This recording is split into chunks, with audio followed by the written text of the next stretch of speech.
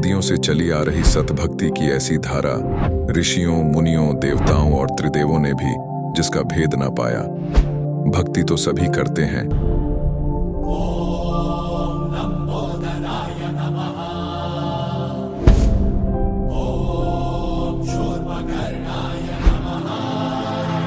और हरदम यह सोच रहती है कि रहने के लिए आलीशान घर हो, घूमने के लिए बड़े बड़े पार्क हो, खाने पीने के लिए स्वादिष्ट भोजन हो, हम कभी बीमार ना हो, कभी दुखी ना हो और कभी भी ना मरे।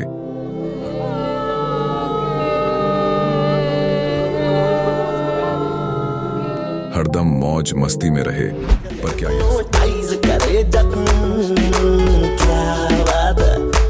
पर क्या यह संभव है? हम सब इतनी भक्ति करते हैं, व्रत करते हैं, श्राद्ध निकालते हैं, कावड़ लेकर आते हैं,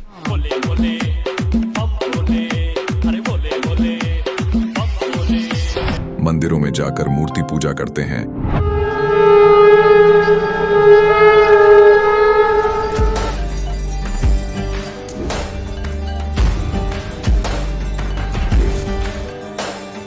भानुकोटिभास्वरं भवाब्धितारकं परं नीलकण्ठमीप्सितार्थदायकं त्रिलोचनं कालकालमम्बुजाशमक्षशूलमक्षरम्। चर्च में जाकर प्रेयर करते हैं,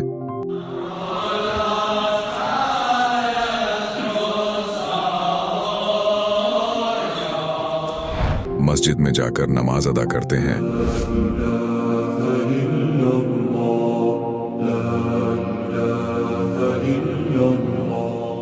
अल्लाहु अकबर कबीरा, और गुरुद्वारों में जाकर माथा टेकते हैं,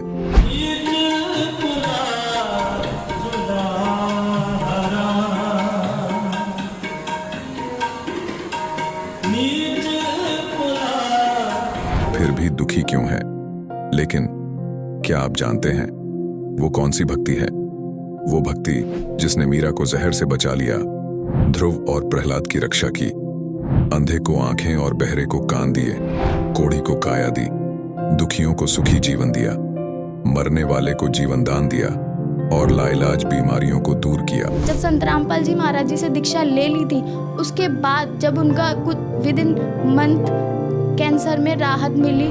जैसे हम लोग परमात्मा का आदेश आया, हम लोग हॉस्पिटल गए और ऑपरेशन कराया। भगत जी 1 रुपया का भी दवाई माता जी को खाना नहीं पड़ा, और जो डॉक्टर कैंसर है बताते थे, वही डॉक्टर के मुख से हमने ये सुना भगत जी कि ये चमत्कार कैसे हो गया।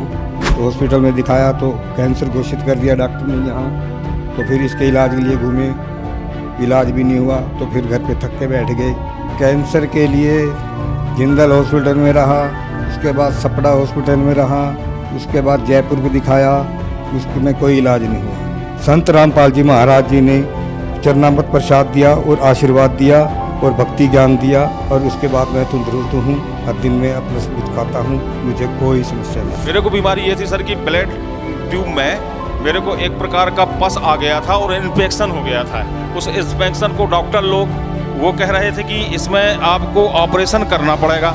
आश्रम पहुंचने में परमात्मा का नामदान लिया और जो उन्होंने मुझे उपदेश दिया, उस उपदेश देने के बाद उन्होंने आशीर्वाद दिया।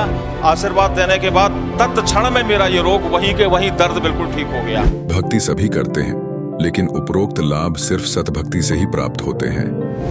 आज भी सतभक्ति करने वाले हजारों लाखों लोगों को शास्त्र अनुसार भक्ति का अद्भुत अनुभव प्राप्त हो रहा है। आइए जानते हैं ऐसे ही लाखों श्रद्धालुओं में से एक सतभक्ति करने वाले इस श्रद्धालु का अनुभव। नमस्कार सर। नमस्कार जी। सर क्या नाम है आपका? मेरा नाम विकेश जाम्ब है जी। मैं लुधियाना से हूँ और एडवोकेट हूँ लुधियाना डिस्ट्रिक्ट कोर्ट लुधियाना में। सर संत रामपाल जी महाराज से आपने नाम दीक्षा कब ली? मैंने संत रामपाल जी से नाम दीक्षा 25 दिसंबर 2016 को ली है जी। सर संत रामपाल जी महाराज से नाम दीक्षा लेने से पहले क्या आप कोई भक्ति साधना करते थे? संत रामपाल जी से नाम दीक्षा लेने के पहले मैं कई भक्ति करता था जी। सबसे पहले मैं ये बताऊंगा कि मैं हनुमान जी का परम भगत था जी। तो मैं हर मंगलवार को हनुमान जी के मंदिर में भी जाया करता था और बाकी दिन मैं रूटीन में मंदिर के आगे भी गुजरता था तो हाथ जोड़ के निकल जाता था। लेकिन मंगलवार वाले दिन मैं हनुमान चालीसा का उच्चारण भी करता था, पढ़ता भी था, और जितना वक्त मंदिर में मुझे लग सकता था मैं उतना बिताता था वहाँ पे। तो सर आप हनुमान जी के परम भक्त थे, जो आप हनुमान जी की भक्ति करते थे उससे आपको क्या क्या लाभ हुए? जब मैं लुधियाना में आया था 19 सितंबर 2001 को जी, तो उसके बाद मैं यहाँ पे आने के बाद जब मेरा धीरे धीरे थोड़ा सा काम चलने लग गया तो मैं बहुत ज़्यादा शराब पीने लग गया जी, बहुत ज़्यादा। तो सर ऐसा था कि शराब पीते पीते कई बार क्या होता था कि रात को जैसे 12 भी बज जाते थे, तो एक्सेस विस्की की वजह से फिर कुछ होश नहीं रहता था, और मैं घर से यहाँ से निकल के और फिर मतलब पूरी रात में घर नहीं लौटता था। फिर नेक्स्ट डे मेरे को कोर्ट भी जाना होता था, तो बड़ी हालात बड़े अजीब से थे। मैं कोर्ट भी जाता था, क्या करता कि मुझे काम भी करना है, और मुझे अपने आप से घृणा होने लगी थी कि मैं ये क्या कर रहा हूँ, मैं क्यों इतनी पी रहा हूँ। मुझे ये पता था कि मैं जो कर रहा हूँ मैं गलत कर रहा हूँ, लेकिन मुझे कोई भी ऐसी चीज़ आज तक नहीं मिली थी कि जिसकी वजह से मैं इसको छोड़ूँ। मैं सोच रहा था कि इसको छोड़ूँ तो कैसे छोड़ूँ, तो बहुत कोशिश की मैंने। इवन कई बार घर पे भी बात होती थी तो जो हमारे नियर्स एंड डियर्स हैं वो भी मेरे को कहा करते थे कि हम तेरी सब बातें मानने को तैयार हैं, लेकिन अगर तू ये विस्की छोड़ दे तो हमारा जो घर है ये ठीक हो सकता है। तो मतलब घर की हालत इतनी दयनीय थी, मैं घर नहीं लौटता था, मेरे हालात ख़राब होते थे, मैं रात को परेशान भी होता था, और कभी कभी ऐसे हालात होते थे कि क्लैश जिसको हम बोलते हैं, मतलब मैं क्या आपको बताऊं कि हालात जो थे बद से बदतर थे, और मैं बहुत खुद परेशान था। लेकिन बहुत कोशिशों के बावजूद भी मैं अपनी विस्की को नहीं छोड़ पा रहा था। इसके अलावा और भी कई व्यसन थे जो मैं किया करता था, और भी बहुत सी गलतियां थी जो मैं किया करता था, लेकिन मैं उनसे उभर नहीं पा रहा था, उनको छोड़ नहीं पा रहा था। बहुत देर से मैं तड़पता था, रात को कई बार मैं लौट के नहीं आता था, मुझे ये लगता था कि कहीं कोई मेरे को मार ही देगा। जब मैं रात को अकेला सड़कों पे घूम रहा हूँ, गाड़ी लेके दूर तक चला जाता हूँ लॉन्ग ड्राइव, और मुझे खुद समझ नहीं आता था कि ये कौन है मुझे भगाया जा रहा है और मैं कहाँ जा रहा हूँ, मुझे खुद को नहीं पता होता था। नेक्स्ट डे क्योंकि मुझे फिर काम करना होता था तो मैं फिर अपने काम में आके व्यस्त हो जाता था, शाम फिर हो जाती थी, फिर वही रूटीन मेरा शुरू हो जाता था।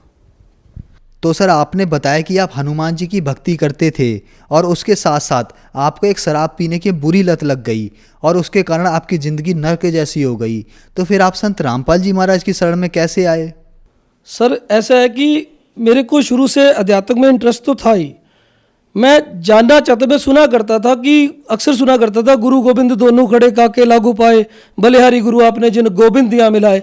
लेकिन मुझे गुरु का ना तो अर्थ पता था, ना मुझे ये पता था कि कोई गुरु भी होता है या गुरु को अपनाना पड़ता है या हमें गुरु की जरूरत होती है अपने जीवन के लिए। मैं अपने आप को ही सबसे बड़ा गुरु समझता था, मुझे ये लगता था कि मेरे से ज़्यादा ज्ञान कहीं भी नहीं है। तो एक दिन क्या हुआ कि उस दिन संडे का दिन था, तो मैं अपने घर पे बैठा हुआ था, तो अचानक किसी ने मेरी डोरबेल बजाई और मैंने सामने देखा तो 3-4 लोग बाहर खड़े थे। उन्होंने कहा जी हम आपको एक बुक देने आए हैं।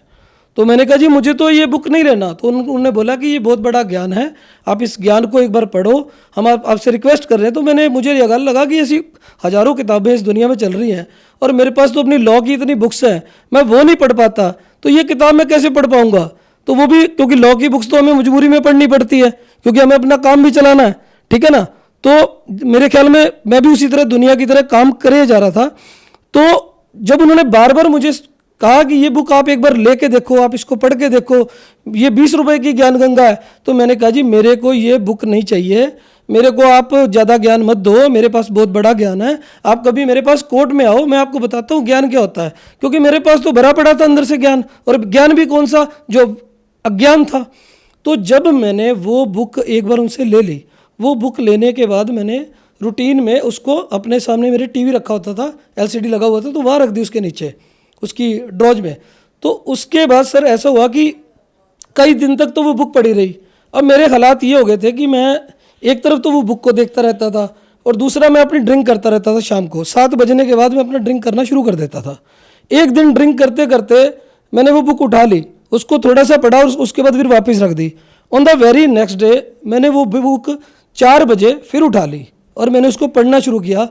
वो बुक पढ़ते पढ़ते मेरे को 10:30 बज गए और बुक पढ़ते पढ़ते मेरी आंखों से आंसू निकलने लग गए। और इतने में मेरी जो वाइफ है वो मेरे पास आई कि मेरा छोटा नाम विक्की है, तो मेरे को कहती विक्की आज आप ड्रिंक नहीं करोगे। तो मैंने कहा चल यार ड्रिंक लेके आ, छोड़ इसको। तो मैंने वो बुक रख दी, उसके बाद फिर मैं अपना ड्रिंक करने लग गया। अब धीरे धीरे हालात ऐसे बन गए कि एक तरफ तो संत रामपाल जी का सत्संग चल रहा होता था टीवी पे, साधना टीवी पे आता है 7:30 पे, और दूसरा मैं उस बुक को पढ़ रहा होता था, तीसरा मैं साथ में ड्रिंक कर रहा होता था।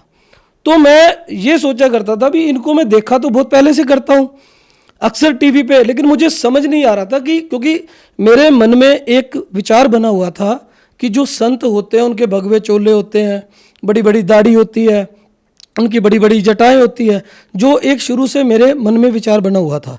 तो मैंने देखा कि ये संत कैसे हैं जो बिल्कुल संत लगते ही नहीं हैं, एकदम सिंपल हैं, सिंपल वेशभूषा में हैं। तो फिर मैंने धीरे धीरे जब इनका ज्ञान सुनना शुरू किया और फिर वो ज्ञान गंगा जब मेरे अंदर वो ज्ञान समाना शुरू हुआ, तो धीरे धीरे मुझे ये करते करते 1 महीना बीत गया और मैं संत रामपाल जी के सत्संग सुनने लग गया। वो सत्संग सुनते सुनते मुझे ये लगने लग गया कि ये विस्की जो मेरी अब ये ज़्यादा देर टिकने वाली नहीं है, ये छूट जाएगी। तो मैं अक्सर अपनी वाइफ को कहा करता था कि मैंने इसको अब छोड़ देना, अब मैं पी नहीं पाऊंगा। मुझे ये लगता है कि जो ज्ञान मैंने पढ़ लिया इससे ऊपर, इस विश्व में 21 ब्राह्मण में इससे ऊपर ज्ञान नहीं है, और मेरी आंखें खुलती जा रही हैं। और मैंने फिर अपनी वाइफ को बोला कि अब मैं इसको छोड़ दूंगा, तो वो हंसने लग गई। और मेरे परिवार के जो जितने भी सदस्य थे, मेरे 2 बेटे हैं, तो वो भी मेरे पे हंसने लगे कि नहीं पापा ये हो नहीं सकता, आप इसको नहीं छोड़ पाओगे, आपकी इतनी लोगों से जान पहचान है, पार्टी हैं, आप रात भर लेट आते हो, लोगों से मिलते हो, पार्टियों में भी चले जाते हो, तो आप कैसे छोड़ोगे। तो ये बात है कि जी 2 दिसंबर 2016 उस दिन शुक्रवार का दिन था जी। तो मैंने जो लास्ट बोतल मेरे पास पड़ी थी मैंने उसको ख़त्म किया। और उस दिन मेरे को याद है कि उस दिन मैंने अपने बेटे को ज़ोर से आवाज़ लगाई कि क्रिश तू मेरे साथ बाहर चल, मैंने आज के बाद विस्की नहीं पीनी। तो मैंने वो बोतल उठाई, उसमें थोड़ी सी विस्की बच रही थी, तो मैंने उसको बाहर जाके उसको तोड़ दिया। वो 3 बारी में टूटी जी, 3 बारी में जब उसको तोड़ के मैंने फेंक दिया, जब मैंने अपने बेटे को बोला कि आज के बाद मैंने नहीं पिया, वो भी हंसने लग गया। वो कहता पापा ये पॉसिबल नहीं है, आप नहीं छोड़ पाओगे, हम इतने सालों से आपको देख रहे हैं।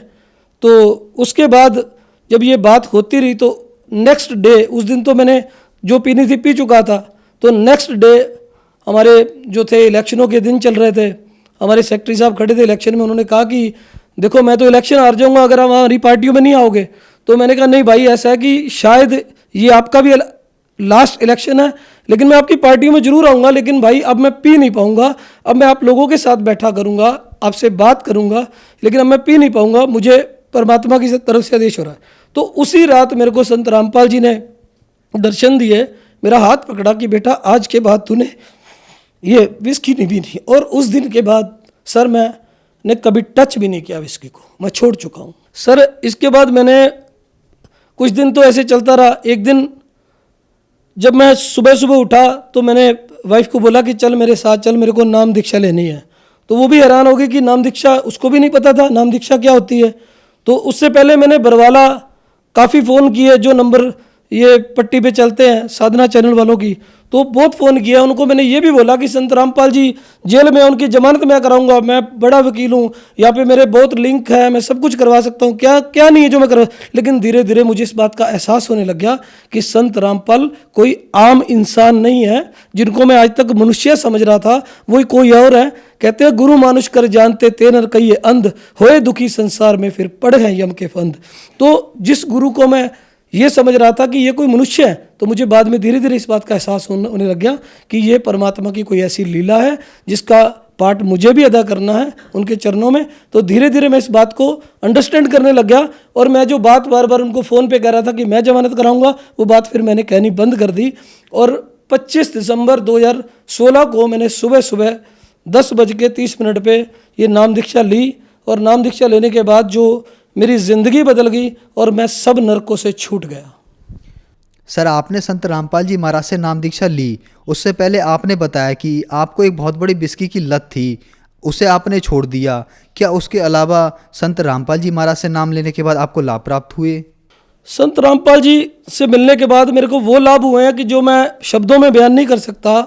सबसे बड़ी बात है कि जो मन का सुकून है, जो मेरे मन में शांति है, जो मुझे ये लगता कि मैं 1 महीने बाद शायद डायलिसिस पे चला जाऊंगा, जिस तरह मैं पी रहा था, जिस तरह मैं अपने जीवन को तबाह किया जा रहा था। तो सबसे बड़ा लाभ तो ये है कि मैं आज अपने घर में बड़े खुशी से रह रहा हूँ और कोई प्रॉब्लम नहीं है मेरे को।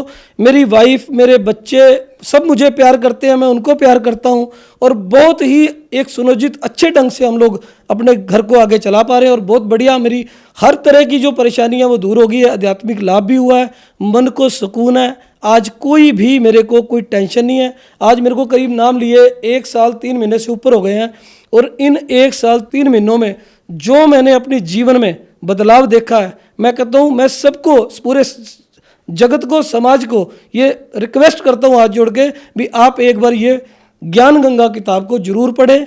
और क्योंकि ज्ञान है, ज्ञान कहीं से भी मिले उसको एक बार जरूर लो और आप सारे वेद शास्त्रों से इस ज्ञान को टैली करो।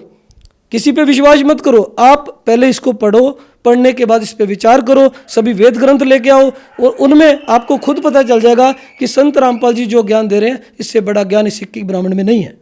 सर, आपने बताया कि आप संत रामपाल जी महाराज से नाम लेने से पहले ऐसा सोचते थे कि आप एक बहुत बड़े एडवोकेट हैं और आप संत रामपाल जी महाराज की जमानत करवा देंगे, लेकिन दुनिया में ये कहा जाता है आज के समय कि संत रामपाल जी पर देशद्रोह जैसा बहुत बड़ा केस लगा हुआ है और संत रामपाल जी महाराज अब जेल से बाहर नहीं आएंगे। तो आप एक एडवोकेट हैं, आपका इस बारे में क्या कहना है? सर, ऐसा है कि संत रामपाल जी पे ये जितने भी ये देशद्रोह के केस और भी ये जितने भी चाहे ये केस लगा ले, लेकिन संत रामपाल जी एक बहुत बड़े संत के रूप में विश्व में आ रहे हैं और सबको ये पता चल जाएगा कुछ दिनों के बाद। कहते आएगा विश्व बीसा, ना रहेगा ईसा, ना रहेगा मूसा, और थोड़े दिनों में ये सारी चीजें सामने आने वाली हैं। संत रामपाल जी की सच्चाई सबके सामने आने वाली है कि संत रामपाल जी पे जितने भी आरोप प्रत्यारोप किए गए हैं वो झूठे और बेबुनियाद है और उनमें कोई भी ऐसा साक्ष्य आज तक ये प्रूव नहीं कर पाए। और अब मैंने वो लाइव सीडियां भी देखी उसके बाद संत रामपाल जी की, जिसमें ये दिखाया गया कि कैसे आर्य समाजी हाथ में डंडे लेके और कैसे पुलिस वाले संत रामपाल जी के भक्तों को पीट रहे हैं। और मैंने तो उस टाइम नाम लिया जब संत रामपाल जी जेल में थे। अगर मुझे उनमें कुछ भी ऐसी चीज दिखाती, मैं बीइंग एडवोकेट ये कहता हूं मैं कभी भी उनके साथ नहीं चलता, लेकिन आज मैं ये दावे के साथ कह सकता हूं कि उनसे बड़ा संत इस पूरी पृथ्वी में 21 ब्राह्मण में कोई भी नहीं है। सर, ये बात मैं दावे के साथ कह सकता हूं कि संत रामपाल जी विश्व का कल्याण करने के लिए बहुत जल्दी ही हम सब लोगों के बीच में विराजमान हो गए और वो जेल से जल्द ही आने वाले हैं और उनको कोई अंदर नहीं रख सकता। वो अपनी मर्जी से गए थे और अपनी मर्जी से आएंगे। सर, आपने बताया कि संत रामपाल जी महाराज जेल से बहुत जल्दी बाहर आने वाले हैं, तो जो श्रद्धालु आज आपको सुन रहे हैं उनको आप क्या संदेश देना चाहेंगे? देखिए, मैं उन सबको यही संदेश देना चाहूँगा कि जो मीडिया है, हमारा मीडिया ने हमारे देश का इतना बेड़ा गर्क कर रखा है, ये झूठा मीडिया है। आप ये देखो, और ये भ्रष्ट लोगों ने इतनी हमारी दुर्गति कर रखी है कि बात कुछ होती है, बात को बनाया कुछ जाता है। संत रामपाल जी पे अभी तक पिछले 3 सालों में एक भी आरोप ये लोग सिद्ध नहीं कर पाए हैं और जहां तक मेरा विश्वास है ये एक भी आरोप कभी सिद्ध नहीं कर पाएंगे, क्योंकि झूठ झूठ होता है, सच सच होता है और सच्चाई के आगे झूठ हमेशा हारा है और ये हारेंगे और बुरी तरह हारेंगे। अंत में यही कहना चाहूंगा कि जल्दी से जल्दी सभी लोग संत रामपाल जी की शरण में आए और ये अपना कल्याण करवाएं ताकि आने वाला जो जीवन है वो ठीक हो सके। सर, संत रामपाल जी महाराज से नाम दीक्षा कैसे ले सकते हैं? सर, ऐसा है कि संत रामपाल जी से नाम दीक्षा लेने के लिए जो टीवी चैनलों पे उनका सत्संग आता है उसके नीचे जो पट्टी चलती है उसमें नामदान सेंटरों के नंबर भी लिखे हुए हैं। आप उनसे फोन पे संपर्क करके नामदान की दीक्षा ले सकते हैं। धन्यवाद सर। सच साहब जी। अब जगत गुरु तत्वदर्शी संत रामपाल जी महाराज जी के सत्संग के माध्यम से उस अद्वितीय आध्यात्मिक ज्ञान के बारे में जानते हैं जिसके माध्यम से आप भी प्राप्त कर सकते हैं ऐसे आध्यात्मिक, मानसिक और भौतिक सुख जो अभी तक आपने सिर्फ मीराबाई, ध्रुव, प्रहलाद जैसे कुछ ही भक्तों की जीवन कथा में सुने होंगे।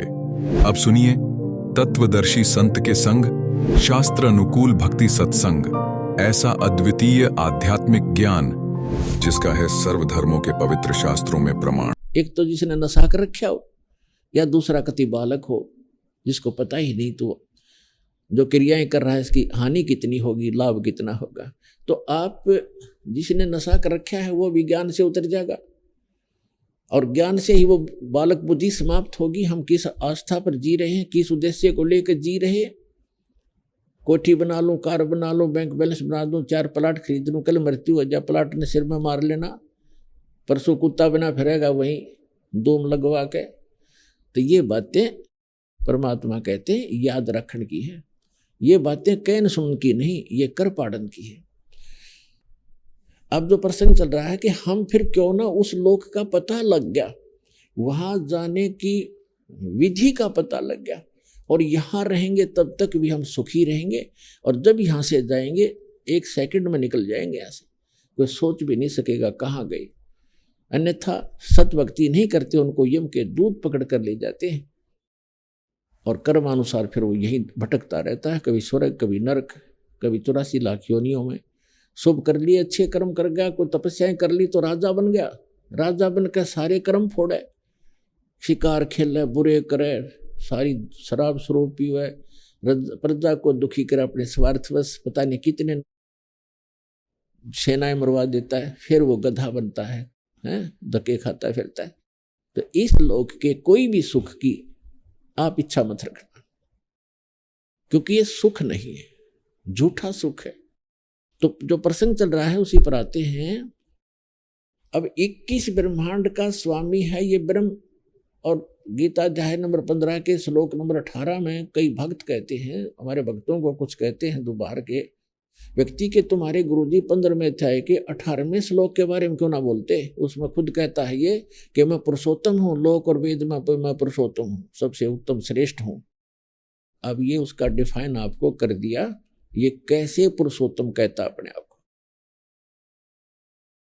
अब जो अक्षर पुरुष है ये 7 शंख ब्रह्मांड का स्वामी है। 7 शंख माने नील, पद्म, शंख, जैसे गणित की ये गिनती है, लाख, 10 लाख, करोड़, 10 करोड़, अरब, खरब, ऐसे, फिर नील, पद्म, तो शंख ये लास्ट अंतिम गिनती है अपने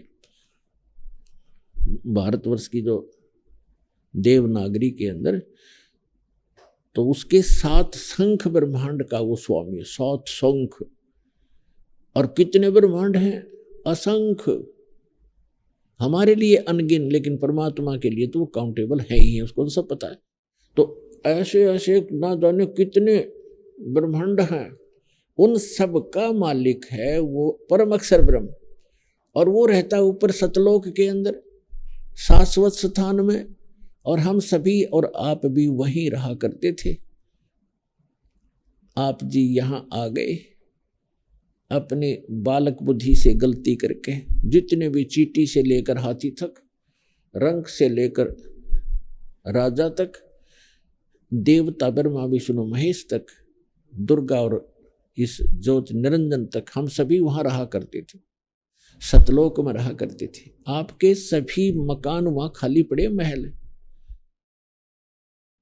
आपने यहाँ तो आप प्रत्येक प्राणी चाहता है कि बड़ी कोठी हो, जिसको भी जरा सी कोई पोस्ट मिल जाती है, या जिसके पास कोई पैसे अपने पेट के निर्वाह से ज़्यादा हो जाते हैं, तो उसकी वृत्ति क्या होती है? बढ़िया कोठी बनाऊं, चारों तरफ पार्क हो, आगे बाग बगीचे हो, उसमें झरने बह रहे हों, झूले डाल रखे हों। आपने देखा ये नकली सुख यहाँ ट्राई करते हैं बनाने की, कोई छोटा मोटा अच्छी पोस्ट हो, उसके कोठी में कि तो झूला लग रहा है, कि तो छोटे मोटे फुहारे लग रहे हैं, कोई पार्क बना रखा है। तो ये तो है नकली अस्थाई, कल मृत्यु हो जाए ये साथ नहीं चलेंगे। और सतलोक के अंदर बहुत लंबे चौड़े आपके प्रत्येक का अलग अलग दूर दूर स्थान है, अलग अलग बाग बगीचे हैं, हर तरफ सदा बाहर उसमें फल लगे रहते हैं, फुहारे छूट रहे होते हैं, हीरे पन्ने लालों के तो वहाँ पर पहाड़ हैं, जैसे यहाँ पत्थर के पहाड़ हैं। तो ऐसे लोग को छोड़कर हम यहाँ आ गए। एक हीरा मिल जाए किसी ने, ओहो छुपाए फिरे, नौका बहुत बड़ी चीज मिल गई, और वहाँ ठोकरों में पड़े हैं ये हीरे आपके।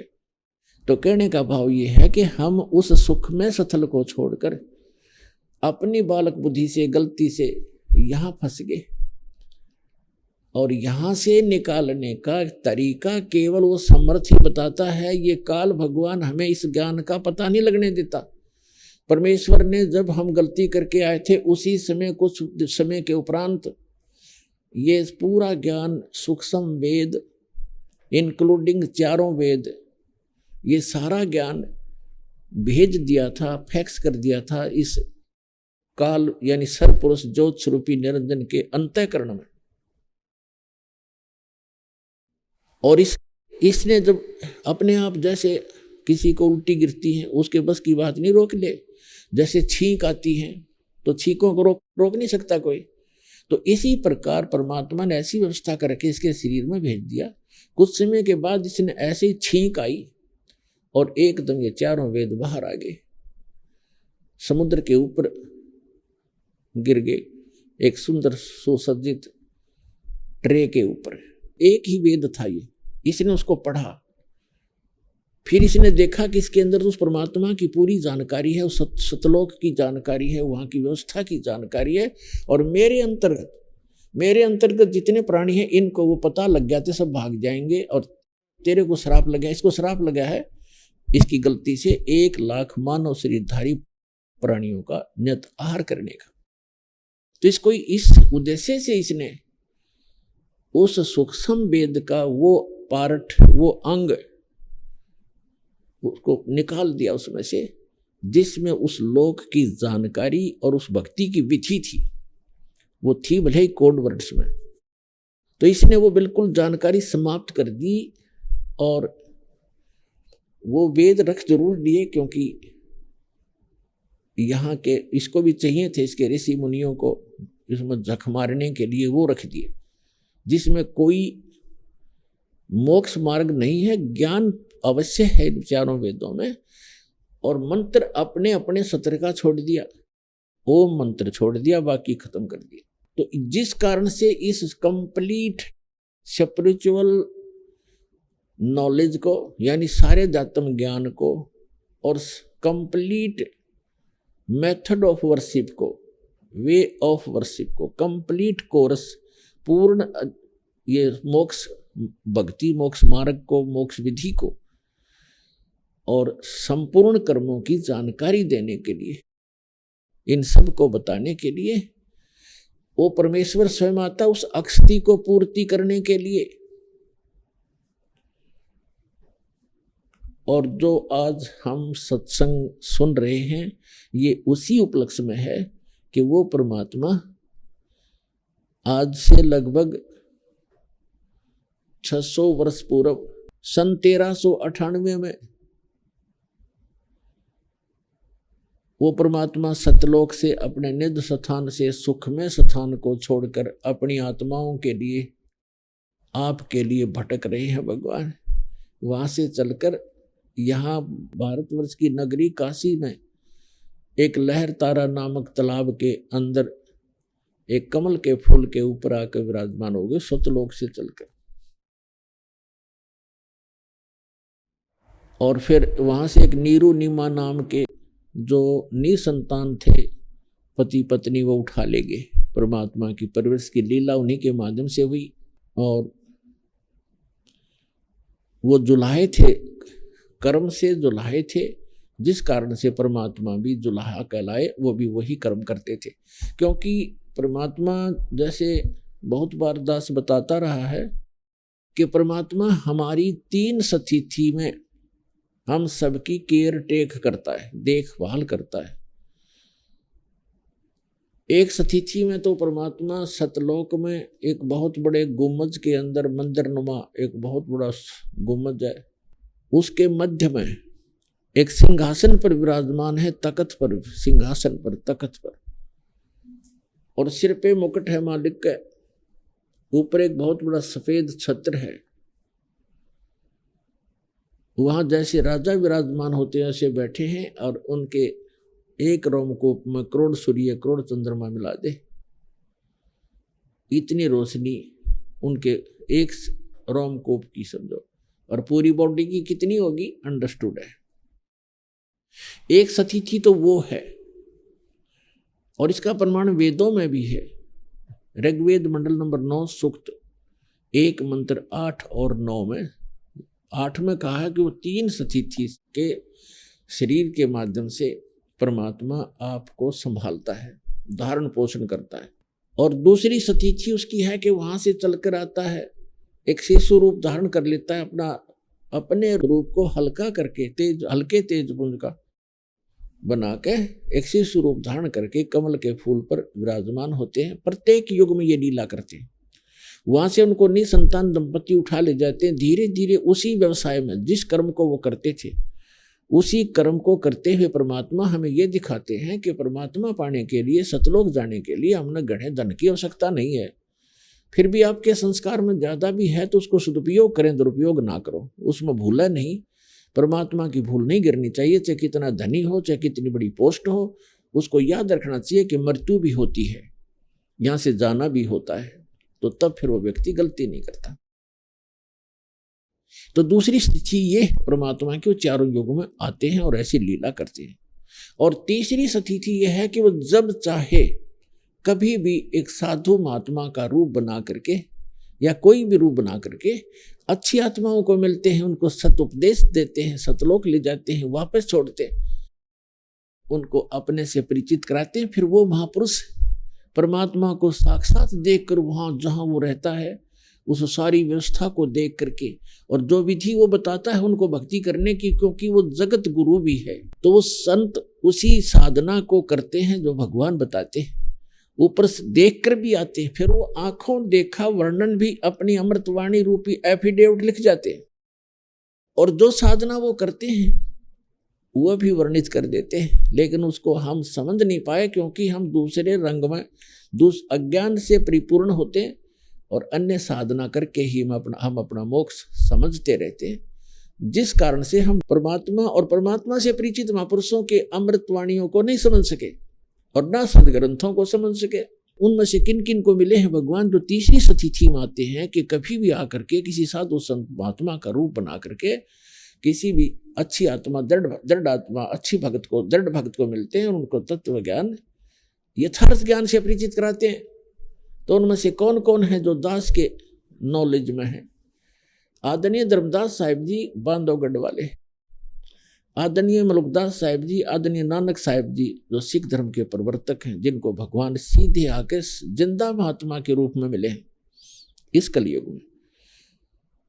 आदरणीय दादू साहिब जी, आदरणीय गरीबदास साहिब जी गांव छुड़ानी, जिला झज्जर, हरियाणा वाले। आदरणीय गीसा दास साहिब जी गांव खेखड़ा, अब तो जिला बागपत हो गया बताते हैं, पहले जिला मेरठ था, उत्तर प्रदेश वाले।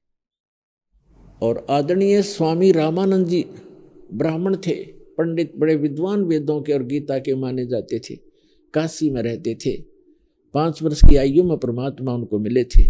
तो इन महापुरुषों को परमात्मा मिले और उनको सचखंड लेकर वापस छोड़ा, उस सुख में स्थान पर ले गए जहाँ के गुणगान ये दास कर रहा है कि वहाँ जाने के बाद जीव की कभी जन्म मृत्यु नहीं होती, लेकिन वहाँ जाने की एक विधि है स्थायी स्थान पाने की। वैसे तो सभी महापुरुष गए, उन्होंने सब ने यही कहा कि भगवान हमें यही रख लो, तो परमात्मा ने उनसे कहा कि बच्चों ऐसे नहीं रख सकेंगे, आप जाइए, आपको ऐसे मंत्र देंगे, आप शीघ्र ही धनी हो जाओगे सत भक्ति करके, और उस भक्ति की शक्ति से आप यहाँ आ सकोगे। तो उन्होंने ऐसा ही किया, भक्ति की जो यथार्थ भगवान ने बताई थी, और सतलोक चले गए, अपना आंखों देखा जो भी विवरण था, जो साधना उन्होंने की, जो सतखंड जैसा है वहाँ ऐसी स्थिति है, वो अपनी अमृत वाणी में उन्होंने बोल बोल के लिखवा दी। तो उनमें से कौन कौन से हैं वो महापुरुष आपको बता दी। ये महापुरुष हैं जिनको परमात्मा मिले और उस सतलोक में लेकर गए, फिर वापस छोड़ा। उनमें से स्वयं परमात्मा ने जो ज्ञान दिया था वो आदरणीय धर्मदास साहिब जी ने कबीर सागर, कबीर वाणी, कबीर बीजक रूप में उन परमात्मा के द्वारा बोली गई वाणियों को लिपिबद्ध किया, जो सूक्ष्म वेद है, जिसको तत्व ज्ञान कहते हैं, और जिसके विषय में थोड़ा सा हिंट दिया है कि इसमें श्रीमद् भगवद गीता अध्याय नंबर 4 के श्लोक नंबर 32 में उसमें बताया कि अर्जुन, अभी तक मैंने जो तुझे ज्ञान बताया कि कोई तो देवताओं की पूजा करता है, गीता अध्याय नंबर 4 के श्लोक नंबर 25 से 30 तक बताया कि कोई तो देवताओं की पूजा करता है, कोई स्वाध्याय करके ही संतुष्ट है, कोई केवल योगी बना हुआ है, योग साधना करके, योगासन करके अपने आप को मुक्त मानता है, कोई पान अपान की क्रियाओं को करता है, कोई वो श्वास की क्रिया करता है, जैसे श्वास बाहर छोड़ रहा है उसको देख रहा है, ध्यान लगा, अंदर लेता है श्वास उस पर ध्यान रखता है, और कोई स्वाध्याय करता है, कोई अहिंसावादी होकर तीक्ष्ण व्रत करता है, जैसे मुंह पर पट्टी बांध कर नंगे पैरों घूमता है, तो ये सभी अपनी अपनी साधनाओं को पाप नाशक जानते हैं। लेकिन यथार्थ ज्ञान, चौथे अध्याय के 34वें श्लोक में श्रीमद् भगवत गीता में कहा है कि यथार्थ ज्ञान तो वो परमात्मा ही आकर अपने मुख कमल से बोलता है, वो कंप्लीट स्पिरिचुअल नॉलेज होता है। उसमें चौथे अध्याय के 32वें श्लोक में कहा है श्रीमद् भगवत गीता में कि ब्रह्मणे मुखे सच्चिदानंद घन ब्रह्म ने अपने मुख कमल से बोली वाणी में यज्ञों यानी धार्मिक अनुष्ठानों की जानकारी विस्तार के साथ बताई गई है, वो तत्व ज्ञान है। चौथे अध्याय के 34वें श्लोक में कहा कि अर्जुन उस ज्ञान को, उस तत्व ज्ञान को तत्वदर्शी संतों के पास जाकर समझ, उनको दंडवत प्रणाम करने से, कपट छोड़कर विनम्र भाव से प्रसन्न करने से वो तत्वदर्शी संत तुझे तत्व ज्ञान का उपदेश करेंगे। इसे एक तो ये सिद्ध हो गया कि जो गीता के अंदर ज्ञान है वो तत्व ज्ञान नहीं है, यथार्थ ज्ञान इससे हटकर है। और वो कौन सा है? जो भगवान ने सच्चिदानंद घन ब्रह्म ने स्वयं अपने मुख कमल से बोला है, परम अक्षर ब्रह्म ने अपने मुख कमल से बोला है, वो है सच्चिदानंद घन ब्रह्म की वाणी। यहाँ गीता अनुवादकों ने चौथे अध्याय के 32वें श्लोक में ब्रह्म ने मुखे का अर्थ कर दिया वेद की वाणी में। नहीं, चारों वेदों का निष्कर्ष तो है गीता जी, वो है सच्चिदानंद घन ब्रह्म की वाणी। ब्रह्म ने माने सच्चिदानंद घन ब्रह्म। 17वें अध्याय के 23वें श्लोक में भी ब्रह्मणे शब्द है। ओम तत्सत इति निर्देश ब्रह्मणे तिर्विध समर्थ है। उसमें क्या कहा गया कि सच्चिदानंद घन ब्रह्म के स्मरण का, उसको पाने का, ये 3 मंत्र के जाप का निर्देश है, यानी सीधी डायरेक्शन, उसमें अग्रम मग्रम नहीं होता, वो निर्देश कहलाता, आदेश, फाइनल ऑर्डर। निर्देश mean order, order and direction दोनों होती हैं। तो उसमें बताया कि वहाँ ब्रह्मणे का अर्थ इन्होंने ठीक कर दिया अनुवादकों ने, वहाँ ये विचलित नहीं हुए। वहाँ लिखा है कि ब्रह्मणे माने सच्चिदानंद घन ब्रह्म के पाने का, के स्मरण का। ओम, ओम, तत्, तत् और सत, सत, ये 3 प्रकार का मंत्र है। ये समझ नहीं सके बालक के समझा, 6ठी कक्षा का बच्चा और PhD के मार्ग को कैसे समझ लेगा? ये बालकों के लेख नहीं है, ग्रंथ जितने हैं ये महापुरुष, ये गॉड गिवन स्पिरिचुअल नॉलेज है। गीता और वेद और सूक्ष्म वेद जो तत्व ज्ञान कहलाता है। इसमें जैसे गीता अध्याय नंबर 15 के श्लोक नंबर 16 और 17 में 3 पुरुष हैं, सरपुरुष, अक्षर पुरुष और परम अक्षर पुरुष। तो सरपुरुष का है ये ओम मंत्र ब्रह्म का। गीता अध्याय नंबर 17 के श्लोक 23 में कहा है ओम तत्सत इति निर्देश ब्रह्मणा तिर्वेद समर्थ है, ब्राह्मणा ते वेदा च यगा विहिता पुरा। और जो तत् है वो अक्षर पुरुष का और सत्य है वो परम अक्षर पुरुष का। तत् और सत्य ये गुप्त हैं, सांकेतिक हैं, ये परमात्मा ही आकर इनको डिस्क्लोज कर सकता है, दूसरा इसको नहीं बता सकता। यही आपने ऋग्वेद मंडल नंबर 9 सूक्त 95 के मंत्र नंबर 2 में आपको बहुत बार दिखाया है कि उसमें कहा कि वो परमात्मा अपने वाक यानी अपनी वाणी द्वारा यथार्थ ज्ञान को बोलता हुआ घूमता है और वो इन गुप्त मंत्रों का भी आविष्कार करता है, डिस्क्लोज करता है गुप्त मंत्रों को। तो परमेश्वर ने कहा है सो हम शब्द हम जग में ल्याए, सार शब्द हम न गुप्त छुपाए। ये सोम शब्द आपको किसी भी वेद या गीता में नहीं मिलेगा। परमात्मा ने आके डिस्क्लोज किया इस मंत्र को। और सत्य फिर भी गुप्त, वो जो सत्य है सार नाम है वो फिर भी छुपा रखा है। अब इस दास को डिस्क्लोज किया, दास को दिया है। उससे पहले जिन महापुरुषों को दिया उनको प्रतिज्ञा करा दी थी कि अभी इसको डिस्क्लोज नहीं करना, सतनाम को भी डिस्क्लोज नहीं करना। तो उन महापुरुषों ने किसी को सतनाम भी नहीं दिया। उसके पीछे कारण था कि ये ज्ञान, यही नाम, यही मंत्र यदि इस काल के चलाए पंथियों के पास होते, ये दादा स्वामी पंथ, धन धन सतगुरु पंथ, जय गुरुदेव पंथ, जनोदाला बिहानी पंथ, और ये निरंकारी पंथ, और ये ब्रह्मा विष्णु महेश के पुजारी, या कोई दूसरे मजहबों के जैसे मुसलमान धर्म में या ईसाई धर्म में, और सिख धर्म में भी नहीं, क्योंकि गुरु नानक देव जी को तो प्राप्त थे तीनों मंत्र, लेकिन उन्होंने, परमात्मा ने उनको मना कर दिया था। धर्मदास जी से कहा था भगवान ने कि धर्मदास मेरी लाख दुहाई, ये मूल ज्ञान, ये तत्व ज्ञान कहीं बाहर ना जाए। और फिर कहा था धर्मदास मेरी लाख दुहाई, ये सार शब्द कहीं बाहर ना जाए, ये सतनाम और ये सार नाम अभी डिस्क्लोज मत करना। कहते मूल ज्ञान बाहर जो पढ़ी, बिचली पीढ़ी हंसनी तरही। अब ये वो बिचली पीढ़ी है जिसमें सबको पार करेगा परमात्मा। और यदि यही ज्ञान और यही नाम इन संतों के पास होते, जैसे राधा स्वामी वालों के पास होते, और इनकी जड़ है नहीं, क्योंकि जो शिवदयाल जी थे उनका कोई गुरु नहीं था। आगे थर्मल प्लांट से उस पावर हाउस का कनेक्शन नहीं था, जिस पावर हाउस से आगे सब ने ले रखा कनेक्शन, तो वो कनेक्शन लेते और ये नाम भी यही जाप कर रहे होते और ज्ञान भी यही बता रहे होते, तो कोई नहीं मानता नो कि हम भी तो यही जाप कर रहे। और वो नकली थे, वो अधिकारी थे उनके पास, उन मंत्रों उनसे प्राप्त करके इस ज्ञान और मंत्र से कोई लाभ जीव को होना ही नहीं था, क्योंकि अधिकारी के बिना कोई भी कार्य सफल नहीं होता। तो इसलिए परमात्मा ने कहा था कि ये काल मेरे बच्चों को भ्रमित करके ये नकली पंथ चलवाओगा। इसने पहले ही कह दिया था कि ऐसे मूर्ख बना दूंगा समाज को, भक्ति मार्ग में सब नकली पंथ चलाऊंगा, झूठे नाम जपवाऊंगा, कि तो मंदिर और अन्य तीर्थ तीर्थ बनवा दूंगा, ये भटकते रहेंगे, कोई नहीं सुनेगा तुम्हारी। और वो इसने अब कर भी रखा है।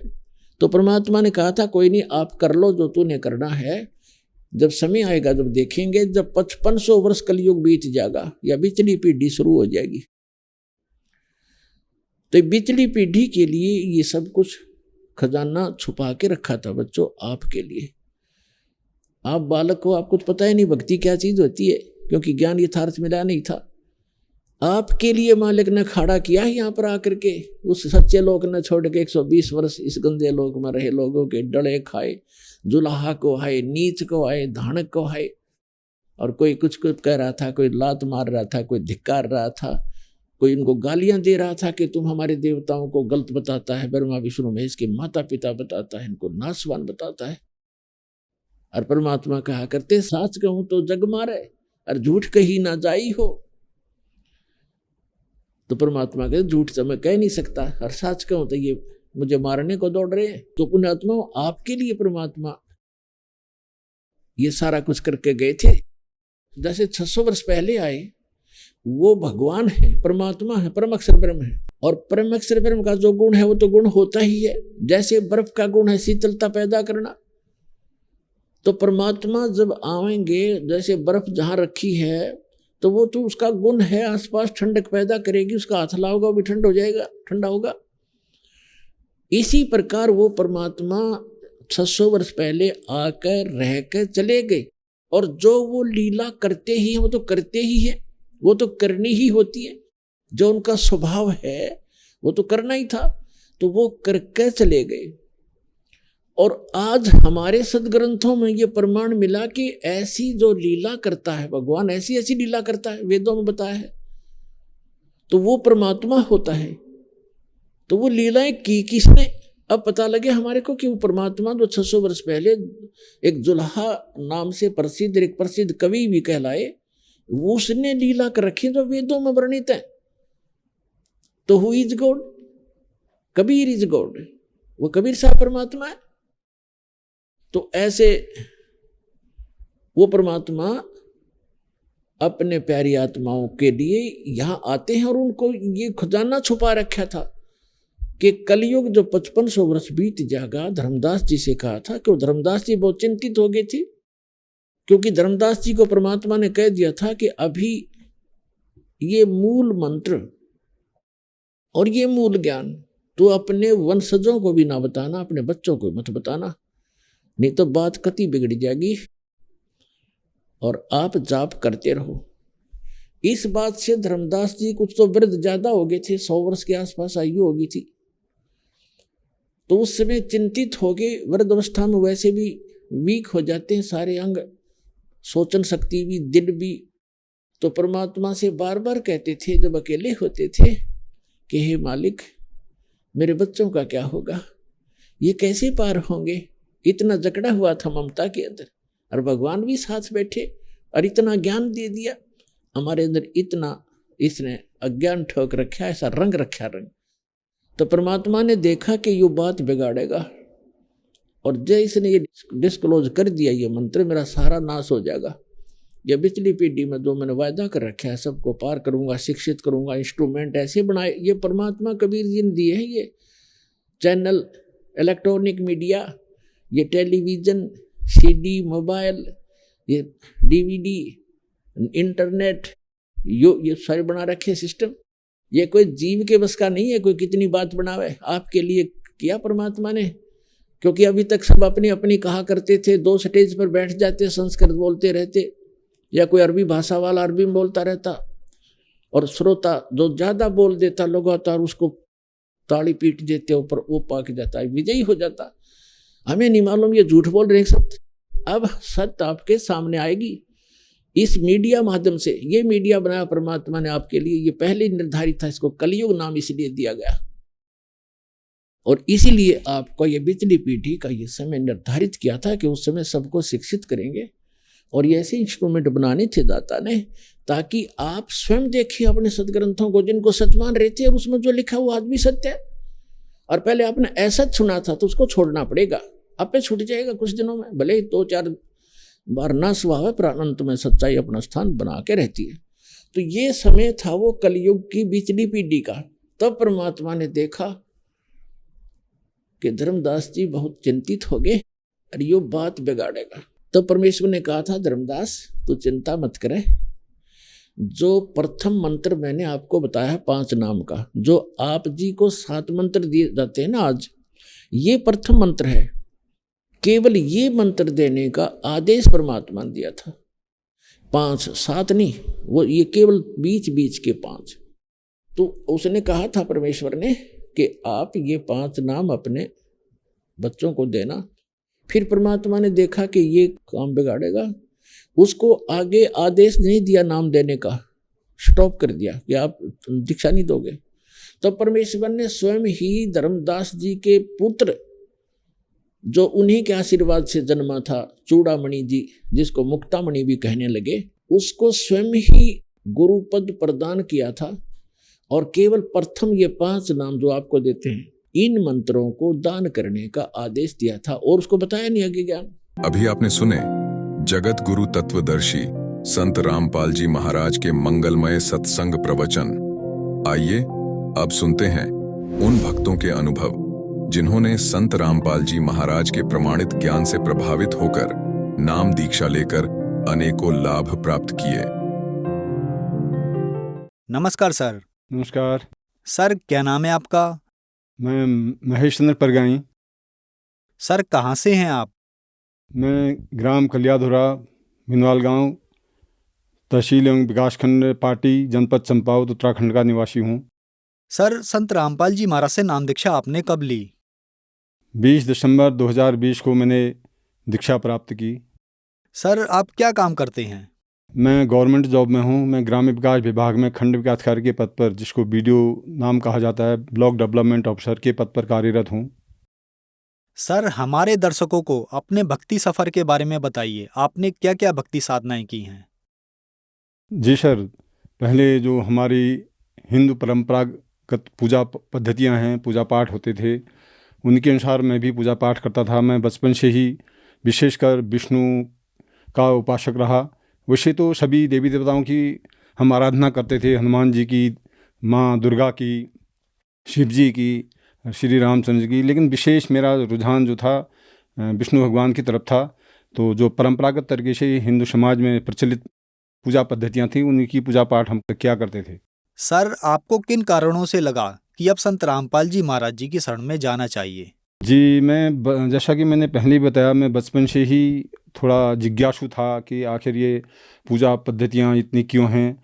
मैं कभी कभी जैसे मैं पूजा पाठ तो करता था भगवान विष्णु की भी, या ये शिवरात्रि की पूजा, ये व्रत रखता था, अनेक इस प्रकार के व्रतोपासना किया करता था। लेकिन कभी कभी मन में ये शंका पैदा होती थी कि आखिर इतने देवी देवताओं को हम क्यों पूजते हैं। ब्रह्मा, विष्णु, महेश, दुर्गा, हनुमान, श्री राम, कृष्ण आदि बहुत से। इसके अतिरिक्त हमारे उत्तराखंड में जो स्थानीय लोकल देवता हैं उनका भी बहुत प्रभाव है, लोग उनको भी पूजते हैं। तो ये शंका रहती थी कि आखिर इतनी पूजा पाठ, हम इतनी पूजाएं क्यों करते हैं और उसका लाभ हमको दिखता नहीं है। मैं भी काफ़ी जिज्ञासु था या भक्ति भाव से ओतप्रोत रहता था। तो इसी खोज में आगे बढ़ते हुए एक आध बार मैं योगदास सत्संग सोसाइटी ऑफ इंडिया से भी जुड़ा था, जो एक आध्यात्मिक धाम है। तो उस संस्था से भी जुड़ा। मेरे एक सीनियर ग्राम विकासकारी थे, उन्होंने मुझे इस मार्ग, वहाँ की जो पाठ थे, वहाँ के जो पाठ थे, पुस्तकें थी, वो मुझे दी। तो उससे जुड़ा मैं दो बार द्वाराट जो उत्तराखंड में है उस आश्रम में गया। लेकिन मेरे मन में वहाँ भी वही शंका रहती थी कि भाई जो ये पूजा पद्धतियाँ, ये पाठ बता रहे हैं, इससे तो ये वो हठयोग का जैसा लगता था। तो मैं 2 बार जाने के बाद भी दीक्षा नहीं ले पाया। तो ऐसी खोज करते करते इसी बीच कई शारीरिक परेशानियाँ होती थी मुझे, ये मानसिक तनाव रहता था, शारीरिक परेशानियाँ रहती थी, पेट फूलना, कमर दर्द, इस प्रकार की बहुत सारी परेशानियाँ मुझे होती थी। मैं पूजा पाठ करता था, उसके बाद दुखी होता था। आखिर हम काहे के लिए कर रहे हैं, जब हमें अस्वस्थ ही रहना है, जब हमें दुखी ही रहना है, जब हमारे परिवार को परेशानी रहना है, आखिर इन देवी देवताओं को पूजने से हमें क्या मिलेगा। ये मन में शंका पैदा होती रहती थी। जबकि मेरी पत्नी भी पूजा पाठ करती थी, हमारे बच्चे भी करते थे, तो उसका हमें कहीं अच्छा लाभ या कोई ऐसा सफल कोई सिद्धि प्राप्त नहीं हुई या कोई लाभ हमको प्राप्त नहीं हुआ। तो इसी खोज में कभी कभी भटकता था, मन भटकता था। कभी मन करता था कि ये आध्यात्मिक आस्तिकता कुछ नहीं है, हम नास्तिक बन जाएं। नास्तिक बनने की भी इच्छा करती थी। मेरा कई बार ऐसा मन हुआ कि छोड़ो ये पूजा पाठ, ये देवी देवता क्या है, ये हमारे लिए कुछ नहीं कर सकते हैं। जब हम इतना कर रहे हैं उसके बाद भी हमें कुछ नहीं मिल रहा है, तो आखिर ऐसा करने का क्या फ़ायदा। एक बार ऐसा मन में भाव आता था। तो होते करते एक बार मैं चूंकि सरकारी जॉब में था, खंड अधिकारी पद पर कार्य था, हमारे सरकारी कार्यक्रम चलते हैं। कोई एक दिन मैं उन समूह के क्रियाकलापों को देखने के लिए यहीं स्थानीय स्तर पर रायकोट कुंवर ग्राम सभा में गया था। तो उसी परिवार से एक भगत जी जुड़े थे, जिनका नाम अमित कुमार है। तो वो इस मार्ग में जुड़े हैं, भक्ति मार्ग में जुड़े हैं। तो उनकी कार्यशाला में मैंने काम देखा। मैंने कहा आप उत्पादन तो यहाँ पर कर रहे हो, लेकिन बिक्री का क्या है आपका। उन्होंने कहा सर जी यहीं मार्केट में मेरी एक दुकान है, वहाँ पर। हम दुकान में आए, वहाँ मैंने पुस्तकें रखी हुई थी। मैंने कहा आप तो आध्यात्मिक पुस्तकें भी रखते हैं दुकान में। उन्होंने कहा हाँ सर। तो उन्होंने ज़्यादा मुझे बताया तो कुछ नहीं, क्योंकि उन्होंने सोचा कि पढ़े लिखे लोग हैं, इनको ज़्यादा समझाना नहीं है। उनने ज्ञान गंगा नामक पुस्तक मुझे थमा दी। मेरे साथ एक दूसरे हमारे बीएमएम थे, तो उनको भी गीता तेरा ज्ञान अमृत नामक पुस्तक दी। तो मैं ज्ञान गंगा ले गया। अब चूंकि मैं आध्यात्मिक मार्ग में तो थोड़ा बहुत पहले से जुड़ा ही था, जिज्ञासु था, इच्छुक था। तो पूरी पुस्तक जब पढ़ी तो मुझे क्लियर हो गया कि वास्तव में ये भक्ति जो हम कर रहे हैं, जो वर्तमान में हम लोग कर रहे हैं, ये कुछ नहीं है, ये धोखा है। हमें तो हो सकता है उनसे थोड़ा बहुत लाभ मिलता है, वो यहीं तक सीमित है, लेकिन मोक्ष का द्वार इनकी भक्ति से नहीं मिल सकता है। ये मन में एक दृढ़ विश्वास हो गया। ये पुस्तक पढ़ने के बाद मुझे लगा कि सदगुरु रामपाल जी जो बता रहे हैं यही सत्य है। संत रामपाल जी द्वारा जो स्थापित आश्रम है उसकी एक शाखा हमारे लोहाघाट में खुली, नामदान केंद्र खुला। तो मैंने फिर इस पुस्तक का पूरी तरह अध्ययन करने के बाद सदगुरुदेव श्री रामपाल जी महाराज से मैंने दीक्षा प्राप्त की। सर, मुख्य सवाल आपसे, क्या संत रामपाल जी महाराज से नाम दीक्षा लेने के बाद आपको लाभ भी मिले? जी सर, बिल्कुल। चूँकि जैसा मैंने बताया कि मैं तनाव में रहता था, टेंशन में रहता था, और मेरी कमर में दर्द रहता था, और गैस होती थी, पेट फूलना, दूसरा इस टाइप की बहुत सारी परेशानियां होती थी, बीमारियां थी। तो ज्यों ही मैंने दीक्षा ली, उसके बाद ज्यों ही साधना करने लगा, मंत्र जाप करने लगा, धीरे धीरे मानसिक तनाव दूर हुआ, जो टेंशन होता था वो कम हुआ, शारीरिक जो परेशानियां थी वो कम होने लगी, परिवार में सुख शांति होने लगी, एक अच्छा माहौल घर में बनने लगा। मेरी धर्मपत्नी ने भी दीक्षा ली। हम दोनों में जो पहले थोड़ा बहुत मनमुटाव जा कभी कभार होता था वो भी दूर हो गया, आपस में प्रेम भाव बढ़ने लगा, परिवार में सुख शांति होने लगी। इसी बीच जब ये लॉकडाउन शुरू हुआ, अनेक कंपनियां सब बंद हो गई थी। हमारे 2 बच्चे भी कंपनियों में काम करते थे। तो गुरुदेव की कृपा से उनकी कंपनी बंद नहीं हुई, लगातार वो काम करते रहे। लेकिन उसके बाद 1-2 महीने के लिए बच्चों को घर भेज दिया कंपनी वालों ने, उनको वेतन भी नहीं दिया। मुझे लगा कि ऐसा क्यों हो रहा होगा, लेकिन अगले महीने बच्चों के लिए पुनः संदेश आया कि आप लोग ज्वाइन करो और काम करो, तो उनका जो रुका हुआ वेतन था वो भी मिल गया। तो इस टाइप से परिवार में भी मुझे भी व्यक्तिगत शारीरिक रूप से बहुत सारे लाभ हुए। अब लाभ इतने सारे हुए कि छोटे मोटे ज़्यादा कितना बताऊं। सबसे बड़ा लाभ तो सर जी ये हुआ कि जिस भक्ति मार्ग के लिए मैं भटक रहा था वो सतमार्ग मुझे मिल गया। सद्गुरुदेव श्री रामपाल जी महाराज की कृपा से, परमपिता परमात्मा की कृपा से मुझे सद्गुरु मिले और जो हमें पूर्ण परमात्मा तक ले जाएंगे, हमें मुक्ति धाम तक पहुंचाएंगे, यही सबसे बड़ा लाभ मेरे लिए है। सर, समाज में कुछ लोगों का नजरिया है कि संत रामपाल जी महाराज से लोग अंधश्रद्धा के तहत जुड़ते हैं। आप ऑफिसर के पद पर तैनात हैं, आपको सुनकर तो ऐसा नहीं लगता। तो जिन लोगों ने संत रामपाल जी महाराज जी के बारे में ऐसा नजरिया बना रखा है, उनके लिए आप क्या कहना चाहेंगे? नहीं सर, ये लोगों की गलत धारणा है। जैसा कि मैंने पहले ही बताया, हमारे सद्गुरुदेव संत रामपाल जी महाराज जो वेद शास्त्र गीता में प्रमाणित ज्ञान है उसके आधार पर ज्ञान को देते हैं। कहीं पर भी उन्हें अपने विचार नहीं थोपे हैं। उन्होंने लोगों को गीता के श्लोकों में हाथ रख करके बताया है कि इस श्लोक का ये अर्थ है, ये बताया गया है। लोगों को जब शंका होती है वो देखते हैं, जैसा हमारे सद्गुरुदेव बताते हैं वो उस चीज़ उसमें गीता में पाते हैं। तो कई बार हम गीता को पढ़ते ही, चूँकि मैं भी एक ब्राह्मण परिवार से हूँ, मैंने भी गीता का अध्ययन किया। वास्तव में जो ज्ञान गुरुदेव के बताने के बाद प्राप्त हुआ, उससे पहले हम गीता को समझ ही नहीं पाते थे। हम जो उसमें हिंदी में अर्थ लिखा रहा था उसी को सच मानते थे। लेकिन हमारे सद्गुरुदेव जी ने गीता के श्लोकों में उंगली रख करके हमें समझाया कि इसका वास्तविक अर्थ ये है, ये नहीं है। तो हमारी आंखें खुली। हमने सोचा कि आखिर हम कहाँ भटक रहे थे आज तक। इस गीता को तो हम पढ़ते ही थे, रामायण को तो हम पढ़ते थे और महाभारत, इन धर्मशास्त्रों का अध्ययन तो करते थे, लेकिन हमें ये ज्ञान आज तक प्राप्त क्यों नहीं हुआ।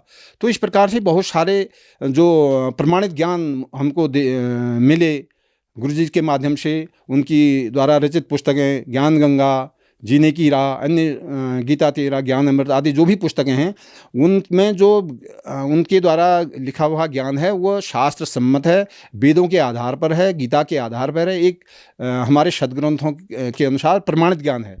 इसमें कोई शंका नहीं है।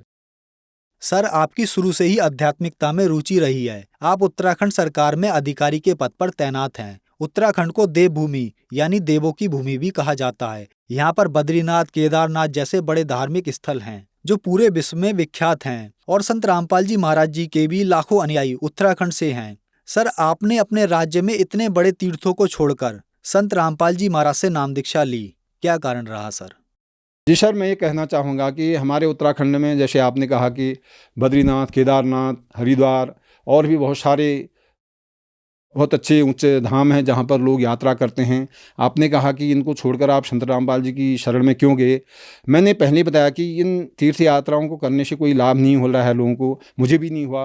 तो हमारे सद्गुरुदेव ने जो शास्त्रों के अनुरूप हमें ज्ञान दिखाया और उसके बाद जो यहाँ जुड़ते हैं, मैंने बताया कि मैं जब से यहाँ जुड़ा हूँ मेरी सारी शारीरिक समस्याएं दूर हुई, मेरे रोगों का निवारण हुआ, परिवार में सुख शांति हुई। इसलिए मैं अब उत्तराखंड की सभी जनता से, अपने भाई बहनों से निवेदन करना चाहूँगा कि यदि वो जीवन में सुख चाहते हैं और समृद्धि चाहते हैं और अपने जीवन को सबल बनाना चाहते हैं और अंत में पूर्ण मुक्ति को, पूर्ण परमात्मा को प्राप्त करना चाहते हैं, तो इस सदमार्ग में आइए और संत रामपाल जी द्वारा दिखाए हुए मार्ग में आइए और उनसे दीक्षित होइए, अपने जीवन को सुखी कीजिए। सर, संत रामपाल जी महाराज से नाम दीक्षा कैसे प्राप्त की जा सकती है? जी सर, विभिन्न चैनलों में हमारे सद्गुरुदेव संत रामपाल जी महाराज के प्रवचन आते हैं। उसके नीचे एक पट्टी आती है, उसमें फ़ोन नंबर लिखे रहते हैं। उन नंबरों पर आप फ़ोन करके वह उस आश्रम से, या उत्तराखंड में भी जो हमारे नामदान केंद्र हैं उनके भी फ़ोन नंबर आपको मिल जाएंगे। तो उनसे संपर्क करके वहाँ से आप ज्ञान प्राप्त कर सकते हैं और दीक्षा ले सकते हैं। महेश जी, अपने अनुभव हमारे चैनल पर बताने के लिए आपका बहुत बहुत धन्यवाद। सत साहिब।